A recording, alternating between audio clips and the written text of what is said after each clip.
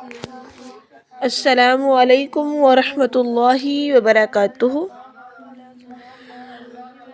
نحمده ونصلي على رسوله الكريم، اما بعد فاعوذ باللہ من الشیطان الرجیم، بسم اللہ الرحمن الرحیم۔ اما بعد فاعوذ باللہ من الشیطان الرجیم، بسم اللہ الرحمن الرحیم۔ جیسا کہ آپ سب جانتے ہیں کہ سورہ احزاب کی الحمدللہ اللہ کے فضل و کرم سے 15 آیات کمپلیٹ ہو چکی ہیں۔ آج ہم نے 16ویں آیت سے سٹارٹ کرنا ہے۔ اللہ تبارک و تعالیٰ سے میری التماس ہے کہ اللہ تعالیٰ مجھے حق اور سچ بیان کرنے کی توفیق عطا فرمائے اور میرے سمیت آپ سب کو اس پر عمل کرنے کی توفیق عطا فرمائے، ہمیں اس پر ہمیشگی کرنے کی توفیق عطا فرمائے، تاکہ ہمیں پتہ چلے اور اللہ کو بھی پتہ چلے کہ میرے بندے میرے مخصوص دنوں میں، میرے مخصوص ایام میں، میرے ایک مخصوص مہینے میں اپنی عبادت میں مشغول ہیں، کسی کی طرف نہ تو برائی کا ارادہ کرتے ہیں، نہ غیبت کرتے ہیں، نہ چوری کرتے ہیں۔ یہ کیا ہے کہ شیطان کو اپنے اندر آنے سے بھی محفوظ رکھتے ہیں۔ تو یہ میرا بندہ میرے لیے یہ سب کچھ کرتا ہے تو اس کا اجر بھی میں خود ہی عطا کروں گا۔ تو آئیے ہم سٹارٹ کرتے ہیں۔ سورہ احزاب آیت نمبر ہے 16۔ قُل لَن يَنفَعَكُمُ الْفِرَارُ، فرما دے کہ تمہیں نہیں فائدہ دے گا، فرارا فائدہ دیا جانا، فرار تم، یہ کہ تم فائدہ حاصل کرنے کی کوشش کرو موت کے ڈر سے اور تم بھاگ نکلو۔ تو یہ کیا ہے کہ تم موت کے یا خوف کے قتل سے بھاگو تو یہ تمہارا بھاگنا تمہیں فائدہ نہیں دے گا۔ اول قتل یعنی قتل سے، وائزا اور جب، لا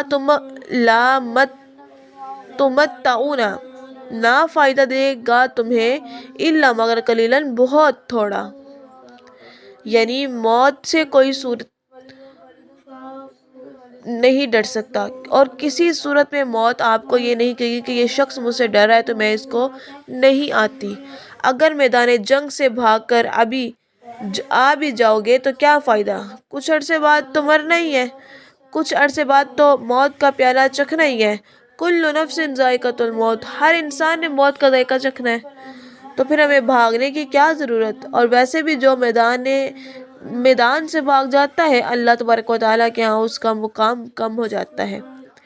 آگے ہمارے پاس آیت ہے قُلْ مَنْ ذَا الَّذِي يَعْصِمُكُم مِّنَ اللَّهِ إِنْ أَرَادَ بِكُمُ السُّوءَ، اب کہہ دیجئے، پوچھئے، اگر اللہ تمہیں کوئی برائی پہنچانا چاہے یا تم پر کوئی فضل کرنا چاہے تو کون ہے جو تمہیں بچا سکتا ہے؟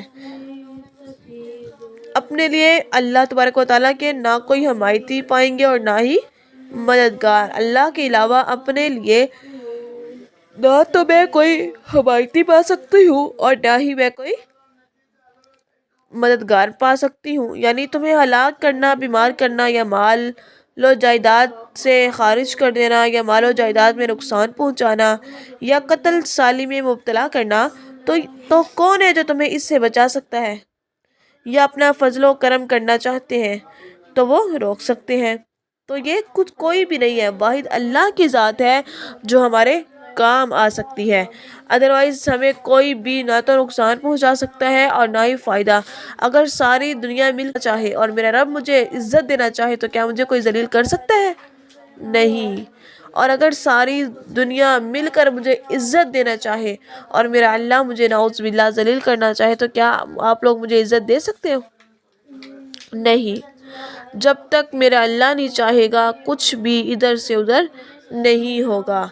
تو آگے ہمارے پاس آیت ہے قد یعلم خوفا، یعنی قد یعلم اللہ، خوف رہتا ہے اللہ کا، قد تحقیق، یعلم خوف رہتا ہے، معوقین روکنے والوں، منکم تم میں سے، والقائلین اور کہنے والوں کے، اخوانہم اپنے بھائیوں سے، حلما آ جاؤ، الینا ہماری طرف، ولا یاتون اور نہیں آتے، الباسا لڑائی میں، الا مگر قلیلا بہت تھوڑے۔ اللہ تعالیٰ تم سے انہی بخوبی جانتا ہے جو دوسروں کو روکتے ہیں اور اپنے بھائی بندوں سے کہتے ہیں کہ ہمارے پاس آ جاؤ، چلے آؤ، اور کبھی کہیں بھی لڑائی میں آ جاتے ہیں مگر بہت کم آتے ہیں کیونکہ وہ موت کے خوف سے پیچھے ہی رہ جاتے ہیں۔ اشیحتن علیکم، بخل کرتے ہیں یعنی کنجوس ہیں، علیہم تمہارے دل، تمہارے لیے تمہارا کام۔ فَإِذَا پس جب جاء آئے الخوف خوف، رأیتہم تو دیکھو گے انہیں، ینظرون دیکھتے ہوئے، ٹھیک ہے، کالذی یغشی علیہ من الموت، تمہاری مدد میں پورے بخیل ہیں، یعنی تمہارے ساتھ خندق کھود کر تم سے تعاون کرنے میں یا اللہ کی راہ میں خرچ کرنے میں یا تمہارے ساتھ مل کر لڑنے میں بہت کنجوس ہیں۔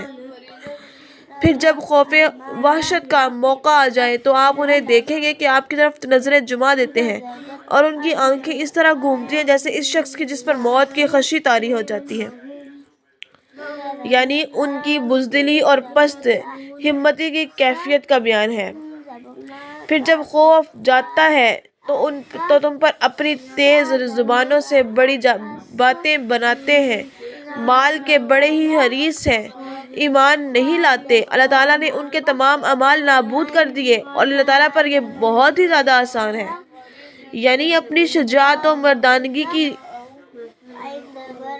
اس قدر وہ ان میں اکڑ تھی جو سراسر جھوٹ پر مبنی ہوتی ہے۔ غنیمت کی تقسیم کے وقت اپنی زبان کی تیزی اور تراری سے لوگوں کو متاثر کر کے زیادہ سے زیادہ مال حاصل کرنے کی کوشش کرتے ہیں۔ حضرت قتادہ فرماتے ہیں کہ غنیمت کی تقسیم کے وقت یہ سب سے زیادہ بخیل اور سب سے زیادہ بڑا حصہ لینے والے، اور لڑائی کے وقت سب سے زیادہ بزدل اور ساتھیوں کو بے یار و مددگار چھوڑنے والے ہیں۔ یا دوسرا مفہوم یہ بھی ہو سکتا ہے کہ خیر کا جذبہ بھی ان کے اندر نہیں ہے، یعنی مذکورہ خرابیوں اور کوتاہیوں کے ساتھ خیر اور بھلائی سے بھی وہ محروم ہے، یعنی دل سے بالکل یہ منافق ہے کیونکہ ان کے دل کفر و عناد سے بھرے ہوئے ہیں۔